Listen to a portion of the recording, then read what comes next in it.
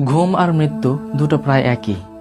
যদি শরীরের নিঃশ্বাস বন্ধ হয়ে যায় তাহলেই সেটাকে মৃত্যু বলা হয়। প্রিয় ভাইরা, রাসূল সাল্লাল্লাহু আলাইহি সাল্লাম এশারের পরই ঘুমাতে পছন্দ করতেন এবং দুনিয়াবী বিভিন্ন কথাবার্তা থেকে তিনি বিরত থাকতেন। প্রিয় ভাইরা, রাতে যখন আমরা ঘুমাতে যাব, হয়তোবা আপনারা অনেকেই এই দোয়াটি পড়েন, আল্লাহুম্মা বিইসমিকা আমুতু ওয়া আহইয়া, অর্থাৎ হে আল্লাহ, আমি আপনার নামেই বাঁচি এবং আপনার নামেই মরি। আমি যখন রাতে ঘুমাতে যাব তখন অবশ্যই এই চিন্তাটি করব যে আমার যাবতীয় যে গুনাহগুলো আছে, যে গুনাহগুলো আমি পূর্বে করেছি, আল্লাহ না করুক আমার কপালে যদি মৃত্যু লেখা থাকে যে আমি সকাল পর্যন্ত আর বেঁচে থাকবো না, তখন আমি কিভাবে এই পূর্বের গুনাহগুলো থেকে আল্লাহর কাছে পানা চাওয়ার সুযোগ তো আমার কাছে নেই।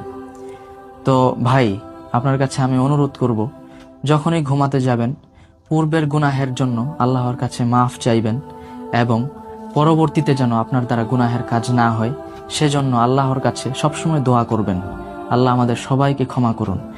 ঘুমাতে যাওয়ার পূর্বে সবসময় আল্লাহর কাছে ক্ষমা চাওয়ার এবং রাসূল সাল্লাল্লাহু আলাইহি সাল্লাম যে কথাগুলো বলেছেন সেগুলো মেনে চলার তৌফিক দান করুন। আমিন।